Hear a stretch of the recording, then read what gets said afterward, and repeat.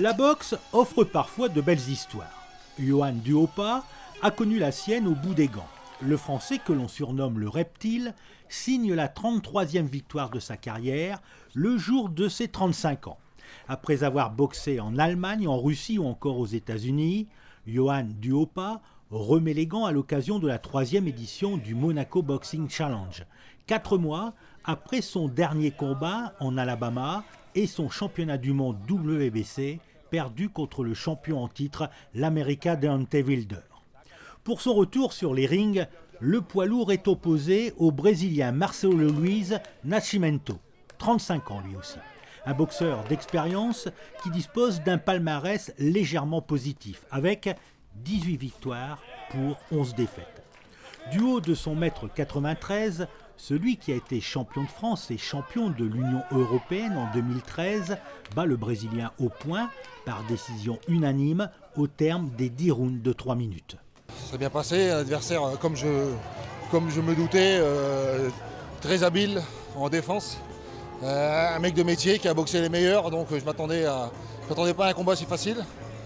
Je me suis bien débrouillé, j'ai pris mes marques, je l'ai touché quelques fois, il ne s'est pas passé, il n'est pas tombé, mais je ne visais pas ça. Je voulais vraiment faire une belle boxe, plaire au public monégasque. Je pense que le public a été ravi, on a fait 10 rounds, et pour moi c'est le principal. 4 mois, vous n'étiez pas monté sur un ring en compétition. Est-ce que quand vous êtes monté ce soir sur ce ring, il y avait une certaine appréhension ? D'appréhension, oui, parce qu'il y en a toujours. Le jour où il n'y aura plus d'appréhension, ça sera dangereux. On montera sans pression. Donc mais en plus, je suis monté à froid, puisque le combat d'avant n'a pas duré très longtemps et ils ont enchaîné les combats. Donc j'ai pas vraiment eu le temps de m'échauffer. Donc il m'a fallu déjà le premier round pour me mettre dans le combat. Ensuite, on laisse un peu d'énergie, quoi. Ce soir-là, c'est le premier combat en principauté pour Johan Duhaupas, pour le natif d'Abbeville, qui en janvier dernier décide de donner une autre orientation à sa carrière. Il quitte son club abbvillois et prend une licence à Monaco. On a été contacté par son manager qui souhaitait organiser son comeback dans un endroit, je pense, international. On a la chance à Monaco d'être une place internationale. Aujourd'hui, on attend beaucoup de monde. On va sûrement faire le plein, on aura le nombre de personnes requis pour remplir la salle.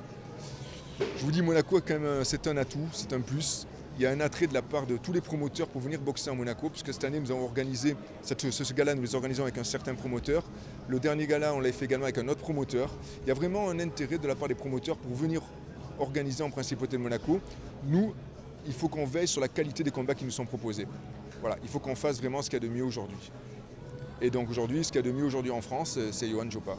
Pour préparer son retour, le reptile est parti début janvier pour 5 semaines de préparation à Montpellier, à raison de 2 entraînements par jour. Car, plus qu'un combat de reprise, cette victoire lui permet de monter au classement mondial et d'avoir une nouvelle chance pour briguer un titre mondial. Très importante pour les classements. Je pense qu'on va réintégrer le top 15 mondial et viser une autre chance mondiale là. C'était la première étape. La première étape, c'était ce combat-là. Il faut être en plein et on est bien engagé pour l'instant. À 35 ans, Johan Duhaupas sait qu'il n'a plus de temps à perdre. Il sait aussi qu'avec une préparation optimale, il a le potentiel, les moyens et la volonté pour boxer n'importe quel adversaire et lui prendre sa ceinture.